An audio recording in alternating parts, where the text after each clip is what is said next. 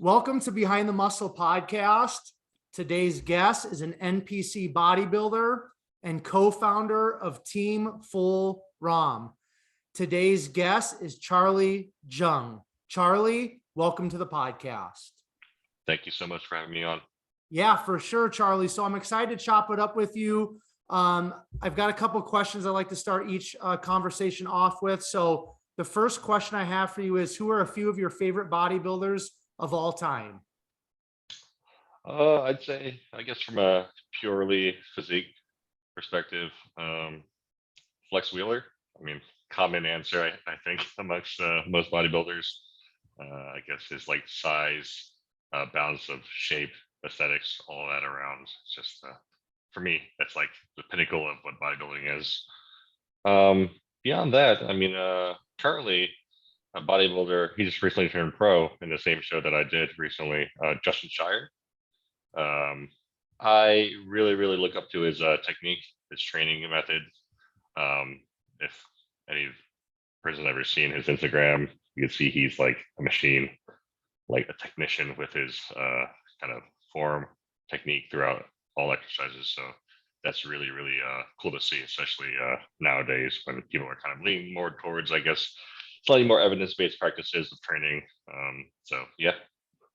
Very cool. Yeah, Justin's actually before he turned pro and competed at nationals, he came on the podcast and shared his story and stuff. So super cool guy, and it's kind of cool to see, you know, now that he's connected with Hostile and turned pro, and definitely got a bright future in the IFBB. So Charly, at what age did you start lifting weights, and then why did you start lifting weights at that age?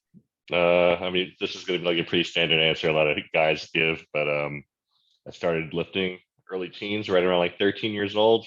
I think that's when most young boys kind of hit the weights for the first time.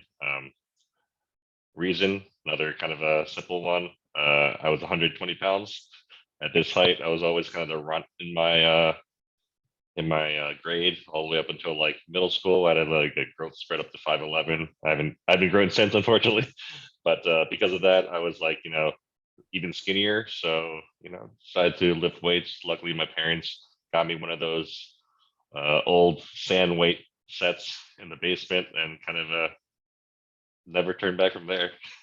Very cool. Yeah, that is kind of the typical that we hear. But I want to ask you just kind of a follow-up question with that. So did you just kind of play around with the weights like in the basement that your parents got you, or when did you kind of get exposed to more like you know, sport specific training, or did you have any type of coaches or anything in terms of maybe like high school? When did that start for you? Sure, I guess so. Like the first, you know, year or two, just like lifting in the basement, you know, typical boy stuff. Bench press only had a little leg extension at the end of the bench. About a year or two, like I said, into it, my parents let me get a gym membership. I take the walk to the bus stop like 30 minutes, take the bus 45 minutes to the gym. It was a Gold's Gym in the area closest one, and that's the first time I was like really exposed to like a weight room. So I pretty much got hooked the first time I was there, and man, I went to the gym like 5 times a week. Like I said, just walk to the bus stop, do the bus there and back. Because the whole ordeal was like 4 hour round trip at least. But man, it was like so addicting. I loved it. Loved kind of, you know, not being 120 pounds anymore. From there, like it was like the early ages of like online training. This is a little beyond like your typical Flex magazine, just getting workouts in the magazines. So luckily, there was at least some, you know, people to talk to online, forums, you know, kind of dead nowadays, but back then it was really big. Got a few programs off there. I think the first real one I ran was a DC dog crap training. Everyone's very familiar with. That was fun. And then I got into like a little more heavier lifting, powerlifting stuff. And then I think towards my late teens, maybe like 18, 19 years old, I gave my little dabble into kind of like powerlifting specific training. Got my first coach off the forum I was a part of.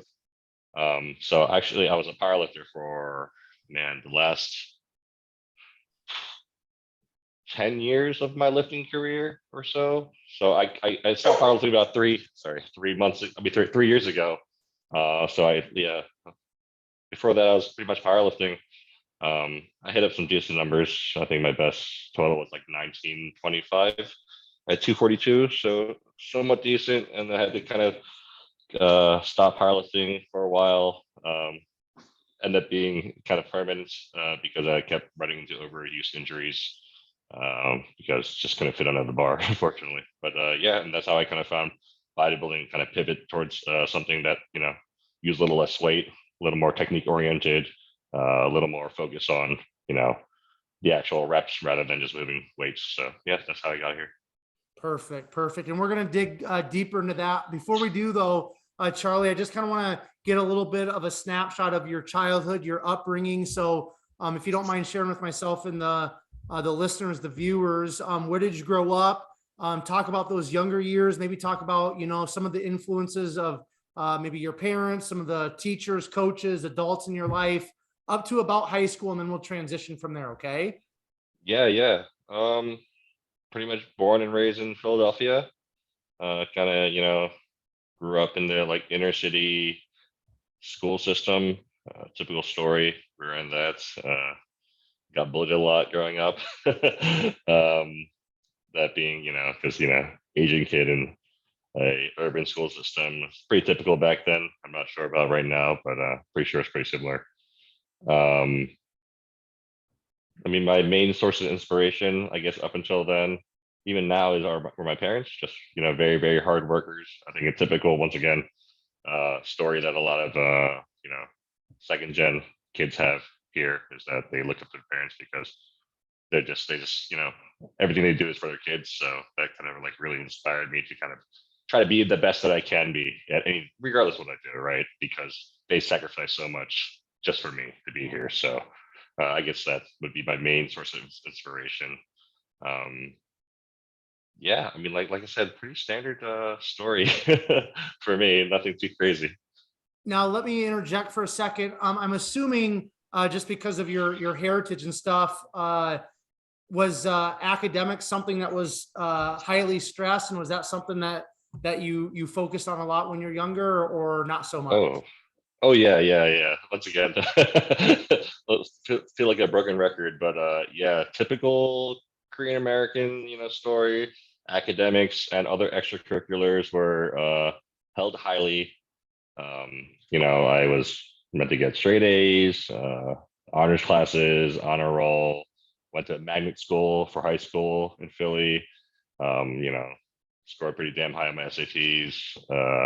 Growing up, I was forced to do Taekwondo, got my black belt in that, you know, forced to do piano, a violin for a stint, clarinet. They've been forced me to do painting, which is yeah, that was kind of a lot for a little kid. You know, obviously a lot of those things I dropped off on only because, you know, as a kid, I don't think you can really juggle all those many things at once. But I did end up sticking with Taekwondo, like I said, for I guess up until I think I was 14, 15 years old.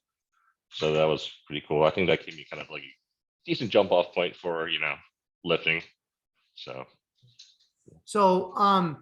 now I want to ask you, because, you know, something that I love and I'm really passionate about with this podcast specifically is just kind of like, you know, really getting into the backstory and really, you know, again, quote unquote, getting behind the muscle, because we see all the Instagram, we see the muscle, we see the training clips, we see what people want us to see through social media, right?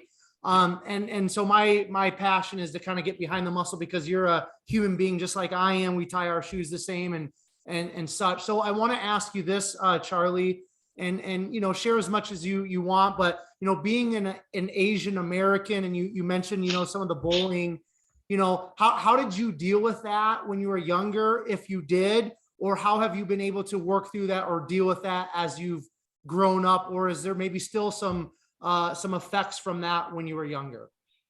I guess when it first started, like up until I maybe like first, second grade, you know, typical kid getting bullied, you know, just cried a lot, you know, didn't have anywhere much to go, you know, victim card, whatever you want to call it.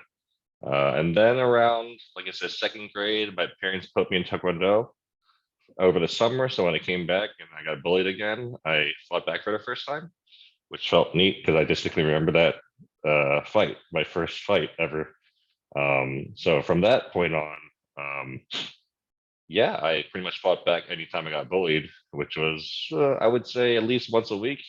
I almost got expelled from my school because of that. Because like I would never start fights; it would just literally just me to be defending myself. Um, but I guess because of that, it didn't make me more confident per se. It just was kind of like a thing I had to do. Like if I didn't do it, I would always be viewed as a target, and I don't want that to happen. So I just kind of fought back just out of instinct. And once again, I was just back to the corner. My father growing up, well, I remember this and telling me this when I was younger. He says, "Charlie, I don't want you to fight. Don't get into fights. But if you find yourself up in one, make sure you end it." So that was kind of the mentality, right? Like violence is not the answer, but if it ever reaches that point, make sure you're the victor.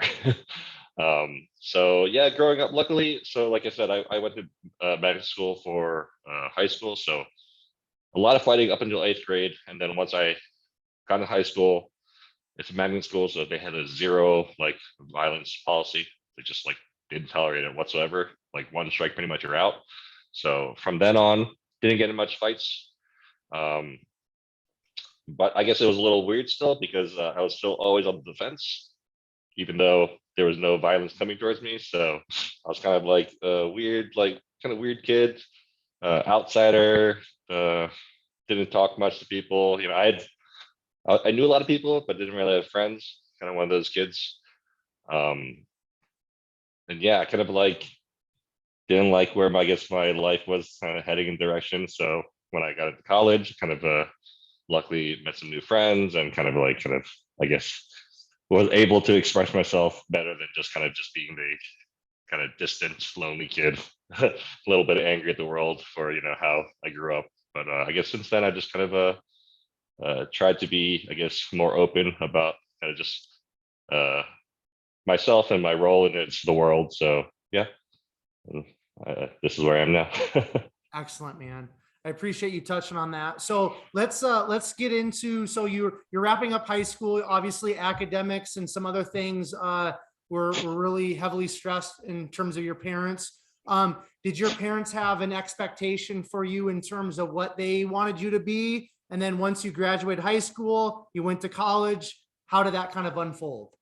Yeah. So once again, growing up, they thought, and by thought I mean they wanted me to be either a doctor or a lawyer or something that was a profession that's well respected, right, and made a lot of money. Um, and I guess towards my later teenage years, I kind of started revolting against that, as all teenagers do, right? But I still didn't know what I wanted to do with my life. But during that whole time, I was, still lifting. That was the only thing, like that real hobby I had consistent. Um, so kind of touch on that beyond the whole like profession thing, just the things I was doing outside of academia, which was lifting and my nutrition. They always frowned upon it. Always. They hated it. They said like, why are you doing this yourself? Like you're getting hurt here and there. You're getting bigger, because in Korean culture, like being big is not a good thing, right? You want to be as small as possible with just pale skin. They love all that shit. I don't get it, but I understand it, but I don't get it. So like growing up, it was kind of a constant battle with my parents regarding that. And then when I went to college, I didn't know what I wanted to do with my life, so I kind of defaulted into like a finance, risk management background. I'm like, I don't know, I don't even care for business majors, but I decided to go that route, and just because it was the default, like I said. But once again, the whole time I was just really passionate about lifting and just getting bigger and bigger and bigger. My parents hated that to a point, I guess, later on. I just luckily I work for a company that deals with sports science industry now. It took them a long time actually for them to kind of turn around on that also. But now that they see that I'm happy doing what I kind of like to do, and after I moved away from powerlifting, they're a little more okay with it, even though technically it's worse for my health because I'm bigger. Just the more weight you carry, it's not healthier for you. But they like to see that I wasn't under constant duress in lifting videos. So I think for them that's a win. But yeah. Cool. So you also mentioned a few minutes ago, just talking about your story a little bit about once you kind of got to college, you met some new people, you had some connections. Just talk about maybe what that kind of did for you and what that meant for you, just to kind of have, maybe a new scenery, some coming out of your shell, so to speak. Talk about how that kind of like just elevated you as an individual.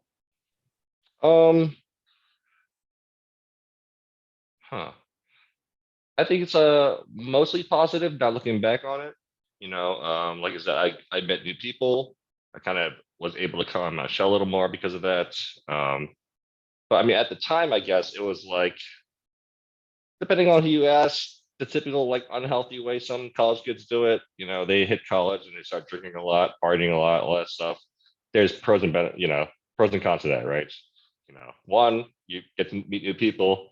Two, a lot of it might just kind of be like not that great for your health, life in general, but also the type of people you meet, maybe not that quality per se.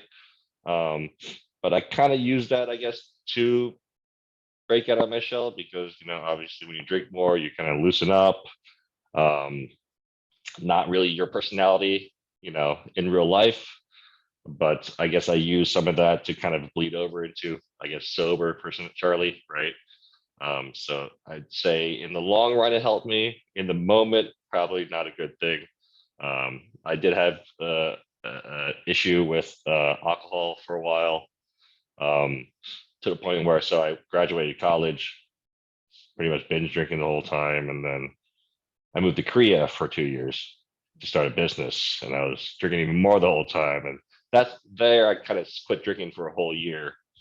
Because I got a checkup with the doctor. He says you need to stop now because you're pretty much gonna not have a very bright future the way your, I guess, liver values are coming back. So that's kind of when I had to wake up call, and I quit for a whole year, and I came back to it in the sense that because like I know myself, I know I'm mentally strong, so I'm like I'm gonna not get into this anymore. So since then I haven't like binge drink whatsoever. I have maybe like a cocktail or two a month, and that's about it. So. Cool, man.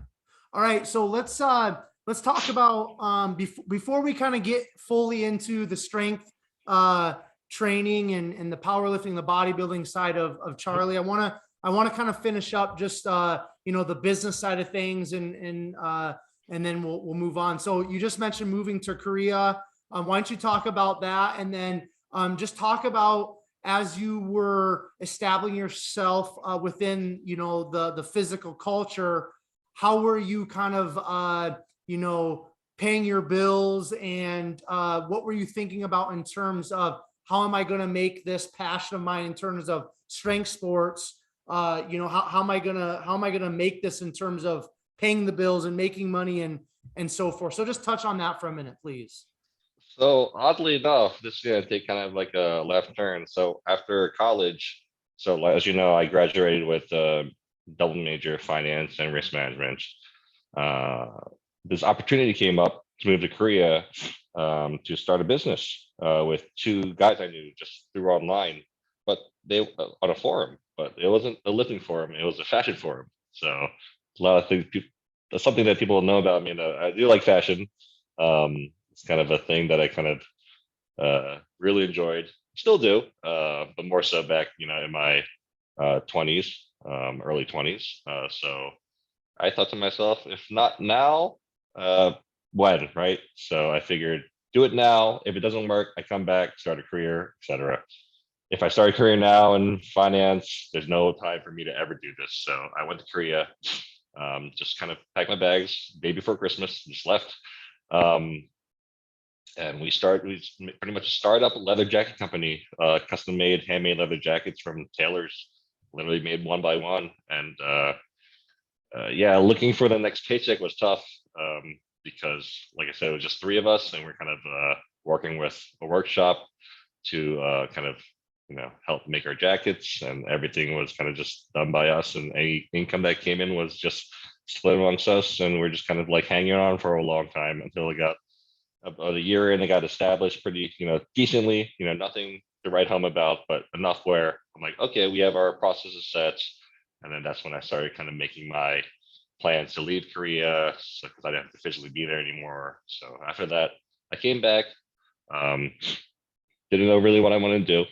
So you kind of mentioned like how I wanted to kind of I guess do things to make my passion, fitness, lifting, something that I could live off of.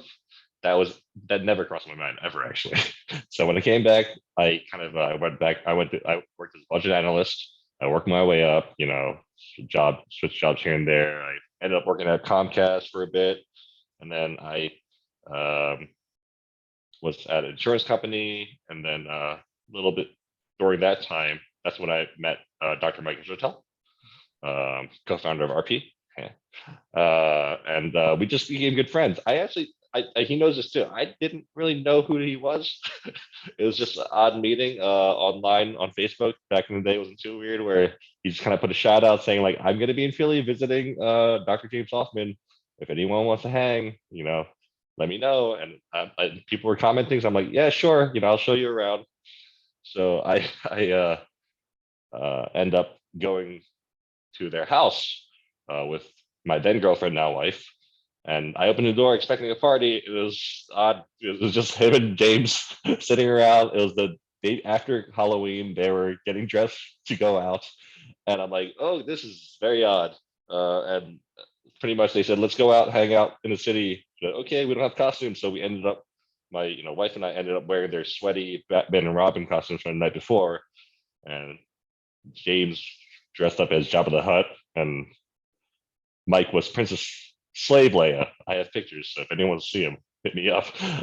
But since then, we're just like friends, chatting about, and then we became pretty good friends. And after a while, I was pretty unhappy with my job, and he kind of said, "Hey, like, so I see your potential. Why don't you come, kind of just help with little things at RP?" And that was like 4 or 5 years ago. And now I'm here at RP. I'm the VP of branding and marketing here. So yeah, like I said, it was never the plan for me to kind of get into, quote unquote, the fitness industry, but I landed here, and I'm quite happy working for a company that deals in evidence-based information, and just with a just awesome crew here. So yeah. Cool, man. That's exactly how life works most of the time. You just kind of doing your thing, and opportunities present themselves. So Yeah. I want to get into RP here in a little bit, get into talking about Team Full ROM, a little bit more of the business stuff, but let's get back into your strength story. So Sure. you mentioned you kind of were on the forums learning about DC training, and then you kind of took a turn into powerlifting.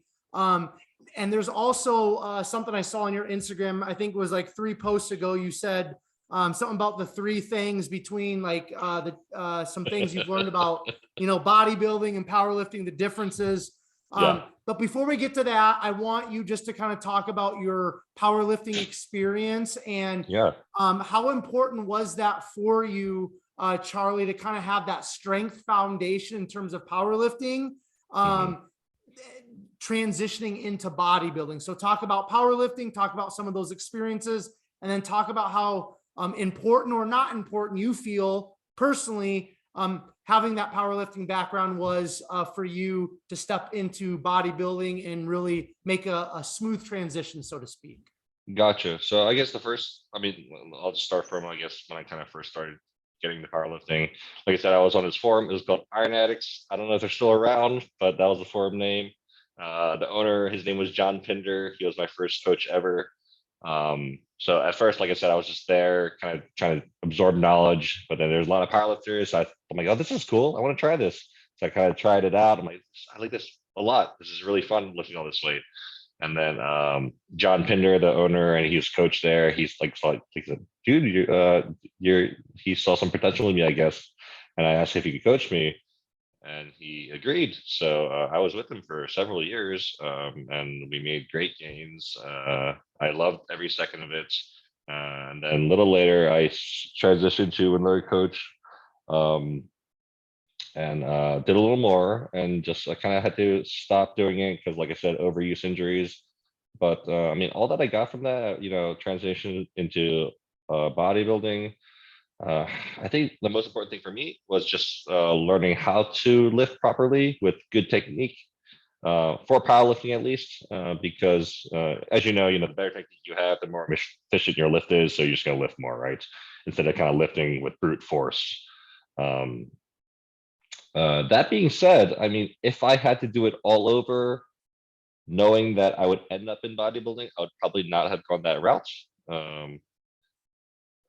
Couple things. One, it's a lot of wear and tear in your joints, ligaments, powerlifting. So now I just have a lot of nagging aches and pains that just don't seem to go away. Kind of hinders you, from training as hard, or with certain variations in bodybuilding. But also, actually being that strong and is not a good thing for me, at least, because for anyone really, because you want to grow with the least amount of load you can put on your body as possible, right? So if you're growing, lifting 200 pounds on exercise, that's much better than having to lift 2 times that amount, right? And growing at the same pace. It's fun seeing that on Instagram, but ideally that's not what you want. So I think that because of that, that was kind of like not a great thing that came out from powerlifting transition to bodybuilding. But another thing was also like just the ego of it all, right? I came from a foundation where I just wanted to move the most weight possible. And that took me, actually, no, I still am trying to break that habit. But it's a long thing, right? Where in the beginning, yes, I dropped the weights, but I should drop it way more, right? And focus way more on technique, more on the eccentric and concentric and just everything. In the beginning, I was just kind of like still lifting like a power lifter. So I just get really fatigued often, need more deloads, just like hurt myself for no reason. But now I'm learning kind of to not do that. Once again, it's still a learning process, it's little by little, but yeah, I'd say that if I had to, like I said, do the whole thing over, knowing that I'd end up in bodybuilding, I'd just probably switch up the pace a little more. For sure. Now, what was I mean, because most people don't just like one day wake up and say, especially, I mean, you sounds like you were a very competitive power lifter. Most people don't just wake up one day and say, I'm done powerlifting and I'm going to be a bodybuilder, right? There's a little dabbling, there's little hints there, here and there. And maybe somebody comes in your life that's a bodybuilder. So what was kind of the transition, or the transitions for you, Charlie, to kind of say, you know what, I'm done powerlifting and I want to pursue bodybuilding? Like what was kind of the unfolding, so to speak, to get you to that end point? Sure. So I planned to do a few meets where I kept getting like around 3 weeks out. It would be the same bicep tendonitis, which wouldn't let me bench properly. So for me, it's kind of like, I mean, I hold nothing against people that just do it for fun. For me, the fun is me progressing, right? So if I can't progress because of something that just holding me back, then it's not fun for me anymore. So after a few meets of that, I just like literally 3-4 weeks out, I just couldn't bench anymore. Mike, he's my training partner. We train a little differently, obviously, me for powerlifting, him for bodybuilding. He said, hey, Charlie, do you mind if I just kind of build you a program for now? It'll be, hypertrophy focus for powerlifting. So we'll get you bigger in the areas you need to be for powerlifting. I said, hey, why not? At worst, I'm just going to get, bigger where I need to be stronger when I do a meet. So we did that. And then I did a meet prep, which went a little better. And I ended up doing my last meet. I didn't know then. And then I kind of went back into the training that he kind of laid out for me. And then the same overuse injuries kept coming back. So from there, I kind of went like, this is getting really annoying. So he kind of went back. He's like, let's try a little more, more hypertrophy focused stuff, like maybe a little more towards bodybuilding and just kind of like, you can always come back to powerlifting. I said, yeah, that sounds good. I can always come back, right? So I started doing that. And at first, man, it was, I actually hated the back training because I mean, I should train back more as a powerlifter, but I really didn't. Like the whole mind muscle connection, I had none of that in my back. But little by little, I felt it more and more, and just all muscles in general. And I really, really fell in love with it. And especially since after I did my first diet, fat loss diet, I loved it even more. Like the whole aspect of it being like all encompassing, just taking over your whole life and everything you need to track, all the data. It just like, it got me hooked. And from then I just kind of forgot about powerlifting. Like, I don't want to do this anymore because like one, I can't do it to what the level I want to. And two, I just like bodybuilding so much more. So that's when we kind of switched gears permanently, and then did a whole year of training. COVID hit, so the show I was going to do didn't happen. So we waited, 8 more months, and then kind of did my first show last May. So yeah. Cool. So before we get to that, I want to ask you, you mentioned kind of like nagging injuries, like bicep tendonitis, I think is what you mentioned, or maybe it was elbow, but you have these reoccurring nagging injuries. Now that you've kind of spent the last 2 to 3 years focusing on bodybuilding and hypertrophy, I know you said you still have some of that stuff, but have you found that a lot of that has kind of subsided? Completely gone. Yeah, my bicep tendonitis is a thing of the past. It's because powerlifting, you're forced to use that one bar, that one, low bar position. Well, you can use high bar if you want, but I was talking with low bar, so I'm going to use low bar. I'm fortunate that I can't use a different bar.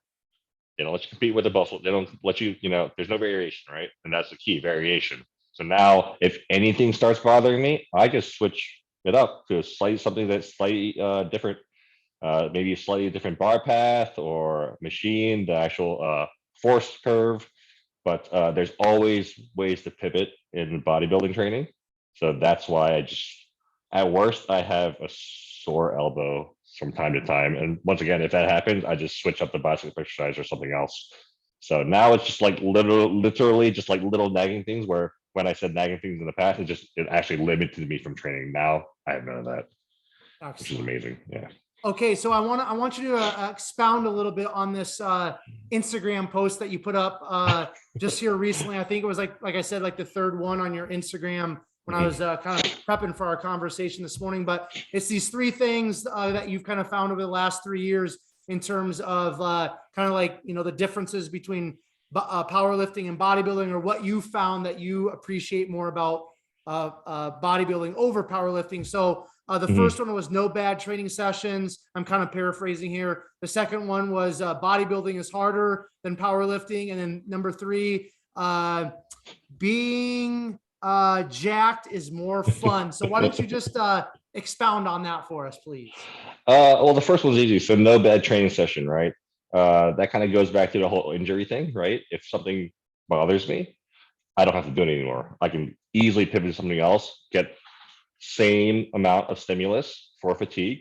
Actually better now that it doesn't hurt anymore. So I'm getting better stimulus for the amount of fatigue I'm incurring. But second, the whole mentality behind, not the whole mentality, but even purpose behind a lot of powerlifting training is to hit a certain load for a certain amount of reps, right? If you don't hit that, you've kind of failed that training session, right?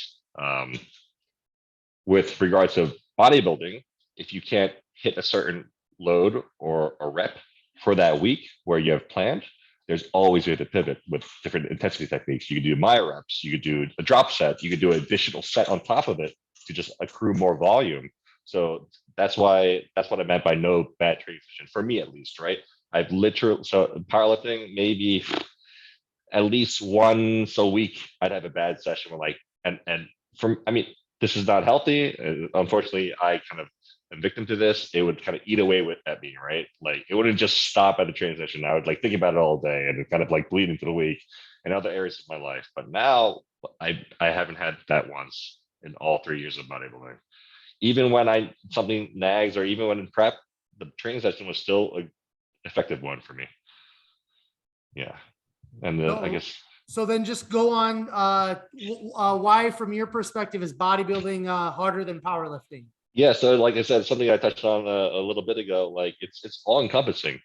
Um, and I'm saying this for the general, kind of demographic for powerlifters and bodybuilders. I'm not saying the best of the best or the elite, right? There's always, outliers. But in general, powerlifters need to focus, definitely on recovery. Their diet is way more lax, can be more lax, is more lax in general. And their training, be it's fatiguing, it's not very hard, right? You need to get very amped up. There's a different mindset, right? Don't get me wrong, it's very intense. But training wise, it's just the amount of time you're actually lifting the weight is much less, and I'd say for me, much easier in powerlifting. Like I said, bodybuilding, it's a 24-hour thing. Your nutrition has to be on point all the time. The training is grueling at times, especially during prep. There's no such thing as prep in bodybuilding besides, just kind of lifting heavier and heavier weights.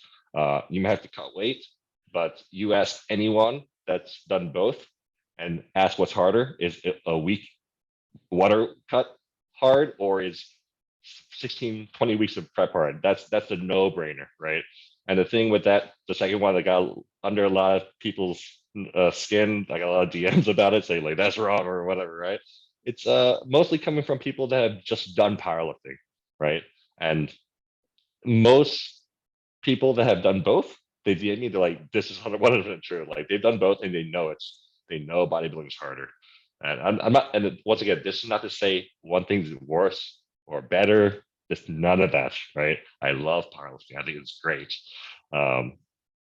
But it's just the way it is, at least from my perspective, right? Once again, I'm not saying bodybuilding is better. I think you might be, Charlie. This is a bodybuilding podcast, so we're gonna say that's what you're saying, all right? Okay, so finally, number 3, being jacked is more fun. Why is that? So I mean, that's just for my personal stance, right? Once again, but yeah, I mean, I think I'm not saying everyone, most people start lifting because they want to look good, right? That's why I started lifting. I didn't want to get bullied on, but I didn't want to be 120 pounds. God damn it. And I started powerlifting. Yeah, I got bigger, right? I got more jacked per se, but I was just a little soft, and it came along with the strength, which is also fun. But now that I've done bodybuilding and like see what I can do to my body, especially when I get leaner and leaner, oh man, it's way more fun. Yeah, it was fun walking down the street, being 800-pound squatter, but then like you kind of look like you lift, kind of don't. People look at like no one really can tell, but now like I mean, most bodybuilders will say like on my level and above, you walk around, it's like you are a topic of conversation, whether that be a good thing or a bad thing. It's fun sometimes. So yeah. Love it, man. Good stuff. Good stuff. So let's talk about your first show. Then you said your first bodybuilding competition was May of 2021. So talk about that, and then obviously you qualified for nationals and competed in nationals at the end of the year. So why don't you talk about your first show? Talk about how did that prep go? I mean, just talk about some of those experiences, and then talk about qualifying for nationals. And then why don't we go right into talking about that experience, if you don't mind? Yeah. So my first show, I started prep right after New Year. So I think it was like January 3rd, I started prep. I think it was like a 16 or 18 week prep, very slow and easy. Wasn't too bad whatsoever. I mean, obviously a little fatiguing towards the end. The whole depletion phase, I did not enjoy one bit. But it was an experience. It was fun.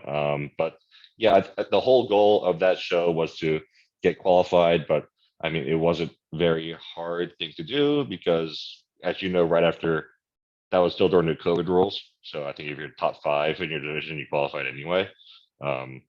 There's only 3 people or 4 people in my division, so you automatically qualified. but we still wanted to come in at our best, right? And test out the first peak we've ever done for a show. That's something that Team Evil GSP, Broderick Chavez helped with, and Jared Feather also helped with towards the tail end. So we came in, we were very happy with my first look ever. Ended up winning my class and the overall.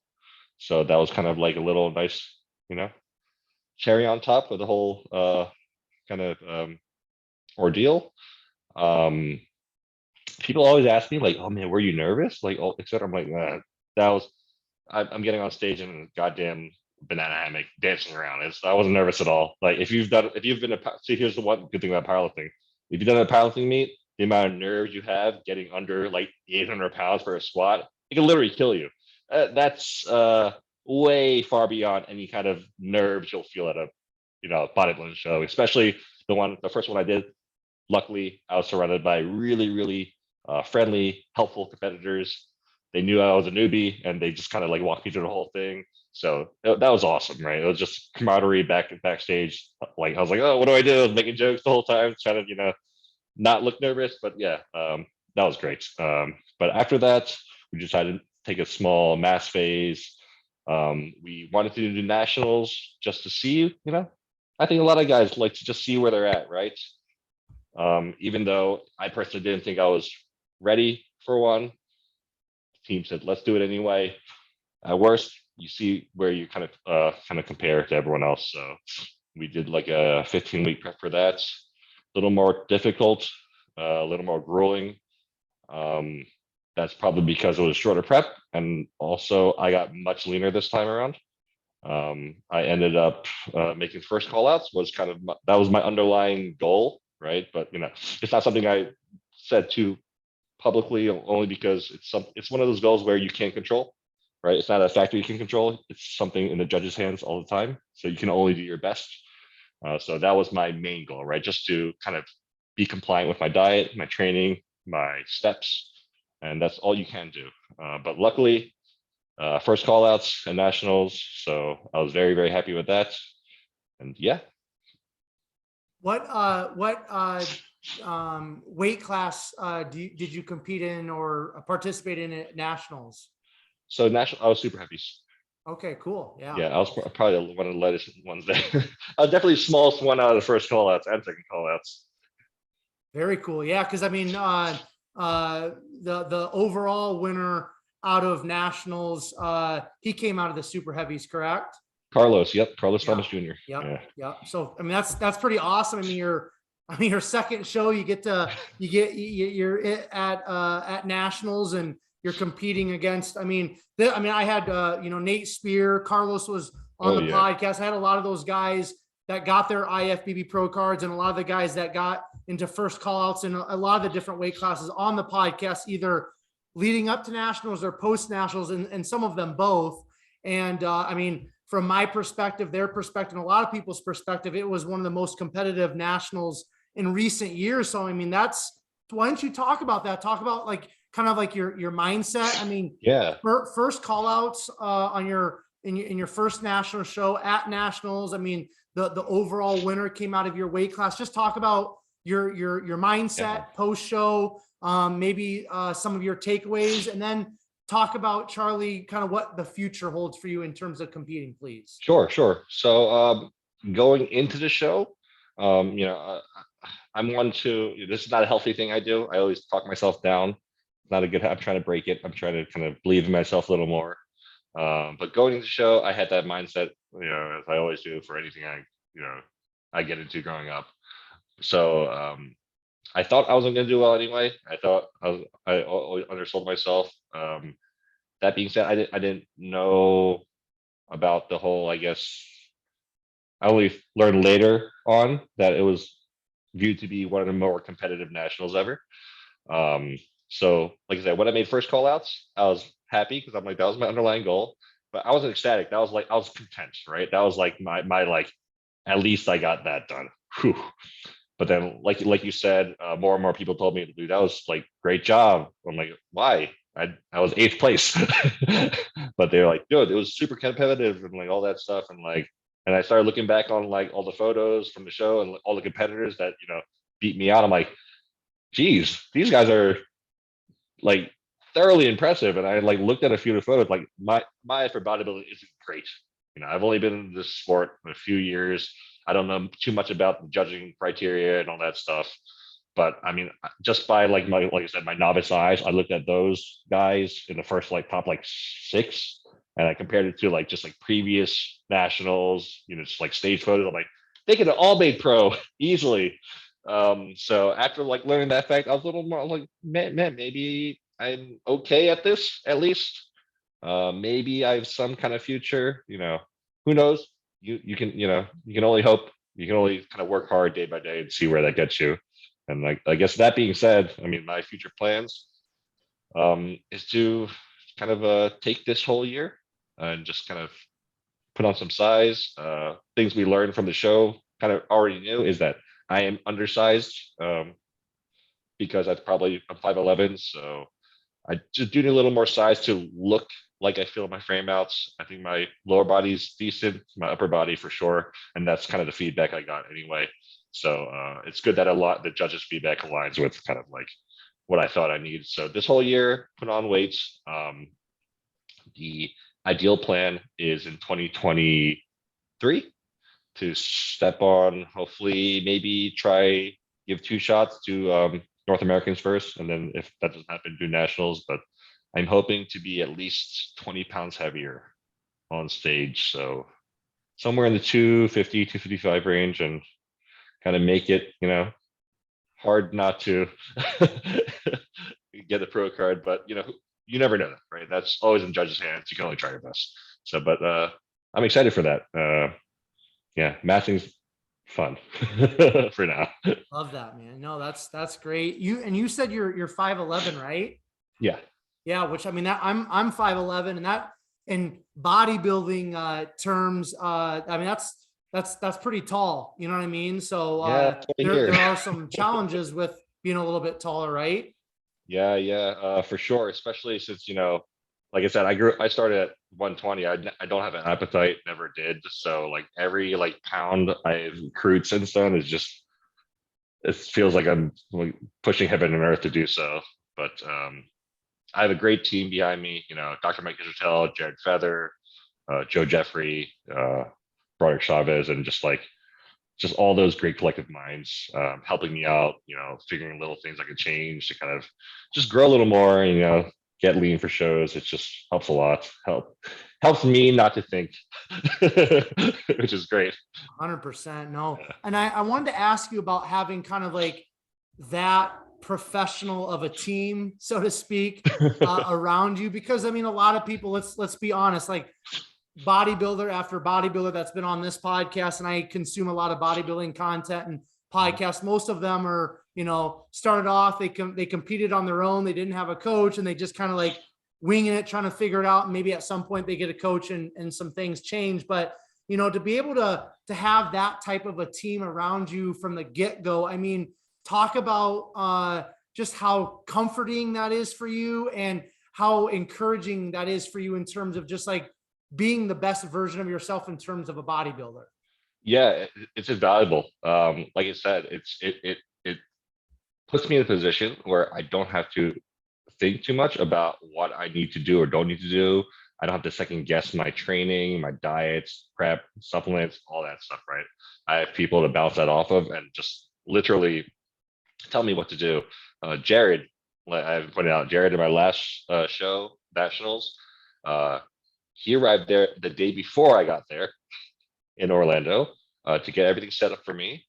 And up until the show, he literally just like picked me up from my room to get me where I need to be.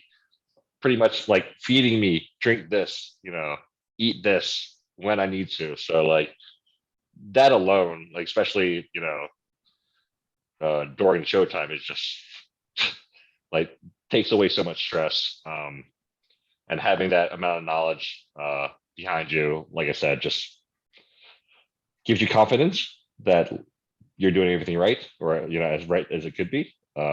But also, like you said, having people like that around me, and believing in me more than I do, because I'm the first person to say that. I think I'm, not cut out, but they're always pushing me and telling me that I am, and telling me that, there are bigger things for me in the future. So that always helps my confidence, especially, a lot of bodybuilders, I think they feel the same way, especially towards the end of prep. They get in their heads a lot. They do a lot of comparisons in their heads, especially through social media. So it gets rough, and they, having a team like that behind me, just, it's, you can't put a number on it, right? It's just, yeah, I feel lucky. It's invaluable, right? Yes. Cool. So let's talk about let's get into a little bit of the business talk here in terms of kind of like what you're doing currently, Charlie, and then I'll just have a few more questions for you, and then we'll close out here in a bit. But so talk about RP. Dr. Mike has been on the podcast, so we had some conversations about RP and Team Full ROM, but I want to get kind of your perspective. So just talk about a little bit more about what you do specifically at RP, and what do you guys offer, and then talk about Team Full ROM. What is that all about? And then maybe like if people want to connect with you and connect with your guys' teams, things of that nature, just make sure you kind of share where we can reach out to you guys as well through social media or websites. Okay. Yeah, sure. So RP first. So like I said, I help with branding and marketing there. So I write none of the content, none of that. We have professionals that are far more qualified for that. They all hold PhDs and RDs and experts in their fields. I just help make things look pretty and make sure people get to us. But like I said, we deal with sports science, nutrition information, ranging from diets, training, coaching, templates. We have a diet app. You can find us on @RP Strength on Instagram or rpstrength.com. As for Team Full ROM, it's just it kind of started as like a joke between Mike and I, as like, hey, we're gonna make just a few t-shirts as a joke, kind of like counter to the whole like the bros, the total war, all that stuff. I'm in the dungeon. It's just for fun, right? And it kind of evolved into a little more than that. Now we have like this paid online forum that people join. It's kind of just like a good group of like-minded folk that kind of like to train and diets with evidence-based practices, and we just kind of help each other out, with programming, technique checks, all that stuff. It's really just like a fun place to be. Yeah, and that's at Team Full ROM on Instagram, and my personal Instagram is Charlton_Banks, reference to Fresh Prince, which is very relevant right now. But yeah, you could hit me up, ask questions, chit chat, all that stuff there. Now, in terms of like just bodybuilding specific, RP and Team Full ROM both have offerings for like people that are like competitive bodybuilders. Is that correct? Yeah, so RP, so like I said, we range in like many different sports, but we do deal with bodybuilding also, mainly in the form of Jared Feather and Sam Okunola. Those are two prep coaches. Yeah, so like if you pretty much sign up with them, you're in pretty damn good hands. Like I said, Jared is like, for me, he's prep for me pretty much 2 shows, and like, yeah, I would give my left nut for him if I had to. Team Full ROM, we're more of like a collective, and like we help with training. We have we put out like training programs every 6 weeks, various ones for people to use, especially when not sure exactly what to do, but you want to do the most effective and optimized training, right? A lot of guys kind of want to do the best, but just don't have the time to kind of go out there and learn everything and learn how to program for themselves. So that's kind of what we offer. We help with that and diet, and like I said, any questions that people might have about their training, either whether it be our training or their own training, we like answer that in like the posts. We do lives all the time. It's fun. Kind of just like I said, small, close-knit community, just get to help each other. Perfect. Now I want to ask you, Charlie, in terms of kind of like the biggest learning curve for you transitioning from powerlifting to bodybuilding, what has that been? I would say for me, it is managing my fatigue, training fatigue. I was always in the mindset in powerlifting, although this is also shouldn't have been trained like this in powerlifting, but to go all out, right? To like leave it all out on the platform per se.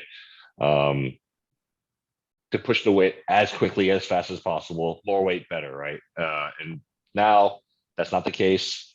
If I do that, especially with the volume I'm doing in bodybuilding, because it's way more volume than powerlifting. I do that for like 2 weeks, and I'm like, I can't get up the next day. I literally was too fatigued to do anything. So that's something I learned, and still learning to kind of manage.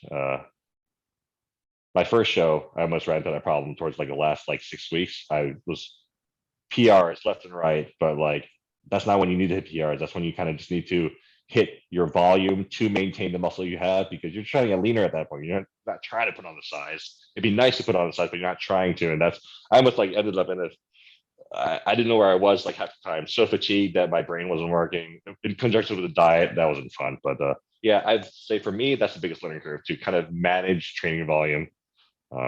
Something a lot of current bodybuilders can kind of benefit from, I think. For sure. So what would you kind of like to share, or what are some experiences from bodybuilding that you can maybe share with us? Some of the people maybe that are just getting into bodybuilding, maybe they're just thinking about competing for the first time. Is there any kind of words of wisdom, any words of advice that you would share with those listeners or those viewers? Yeah. Something like you tell like kind of first time competitors or people that are going to compete for the first time is try to pick a show around a time where you think you'll be the least stressed out by just like life events, work, births, or, just anything in general, right? Holidays especially, because that's tough for some people. And if you're picking kind of like a show you want to do, maybe pick a date range, like a month where there's a few shows you can do.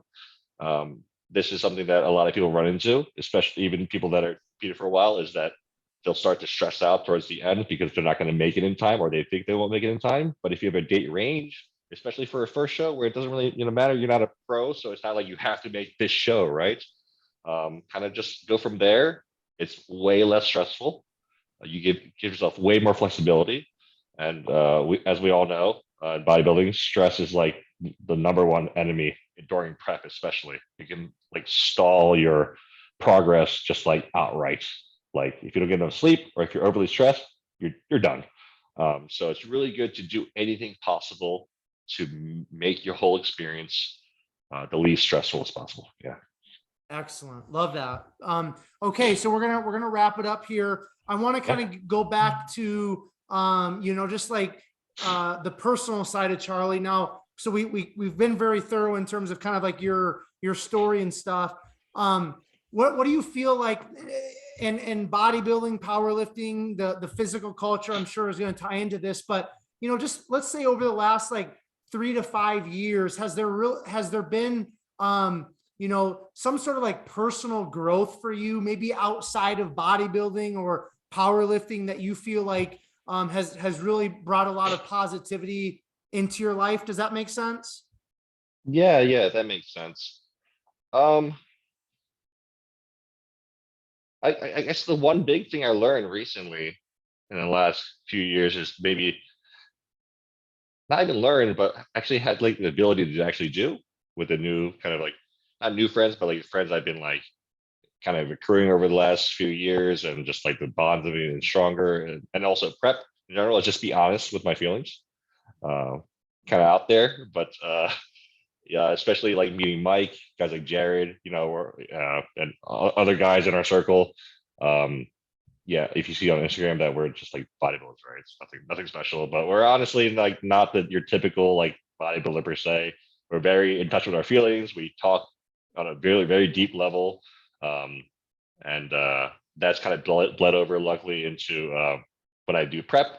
It's very stressful. At first, I always want to hold it in and kind of like keep all the feelings to myself, keep it contained, because that's a strong thing to do. But it's actually it's way harder for me to kind of express what I'm going through, and I've been kind of learning to do that a little more and more. And because of that, it's helped me grow as a person and an individual, kind of in all areas of my life. So yeah. Very cool, man. Very cool. When and where did you meet your wife at? Oh, this boring answer. It's literally just through friends. About a little over 10 years ago now. This is kind of like when I was like really deep into kind of the fashion community, if you want to per se say. So I met her up in New York City with some friends in the kind of same industry, and I stole her away. Now she's in Philly. But yeah. Now, does she? Because I went to her Instagram through your Instagram, and I see that she's pretty into training and stuff. Has she Yeah. competed, or is she thinking about competing, or is she just doing So it for she has fun? never competed. So she's done like a powerlifting meet a long time ago, but she has not competed in any physique sports. She may in the future. She's like me. She doubts herself very, very much. But literally during my nationals, when I was down there for like a few days, walking around, obviously getting tanned and just like seeing people, she ended up doing her like ended a cut, and people kept pointing. I'm like, so are you competing too? And she's like, no, why would I be? She's like, you're jacked. Look at your fucking back. Are you kidding me? So like, she's like me in the type that she always, she doesn't see her potential and where she really is. So maybe we could kind of push her along to do a physique show or something in the future. We'll see. Yeah, for sure. Well, if you're going to continue to compete in bodybuilding, it's just a matter of time where she's probably going to want to get her feet wet maybe in it, Yeah. right? So Yeah. cool. All right. So Charly, we're going to just kind of wrap it up there, man. We've been going for about 60 minutes. I greatly appreciate you coming on, sharing your story, sharing some of your insights and wisdom with all of us. Before I do the outro and close this out, I just kind of want to give you the opportunity to share anything that you would like to share in closing, any sponsors, any websites, any Instagrams, anything like that, any final words. The platform's yours, and then I'll finish this out. Okay. Yeah. Follow RP Strength at RP Strength on Instagram, at Team Full ROM on Instagram. My personal handle is, like I said, Charlton_Banks. A few guys that helped me out: Dr. Mike Israel, Jared Feather, Joe Jeffrey from Physique Collective, and Broderick Chavez from Team Evil GSP. So yeah, thank you so much. Cool. Yeah, no, thank you, Charly, and looking forward to kind of seeing what 2023 brings for you in terms of stepping back on the national stage. Okay. Thank you so much. All right. Those of you who are tuning in to another episode of Behind the Muscle podcast, I just want to say thank you so very much. If it wasn't for all of you, the podcast wouldn't exist. So thank you for listening. Thank you for watching. Thank you for subscribing to the podcast. If you haven't done so already, make sure you do go to YouTube, hit that subscribe button. That's important because I release all these episodes of Behind the Muscle podcast first on YouTube, and then I'll distribute them to the other podcast platforms. Just so you know, if you're not on YouTube or it's easier for you to listen to Behind the Muscle on another podcast platform, we are on iTunes. We are on some of the other major podcast platforms. So just make sure you search for us and subscribe to us there as well. Just a couple of quick things as we close out this conversation with Charly. Just make sure you take this episode of Charly's, share it on your Instagram stories. Make sure you tag Charly, tag Behind the Muscle. That would be greatly appreciated. That's how more people find the podcast, more people listen, and more people are positively impacted. And then finally, I will leave you all with this. Remember, behind the muscle, there's always a story. We'll catch you guys later.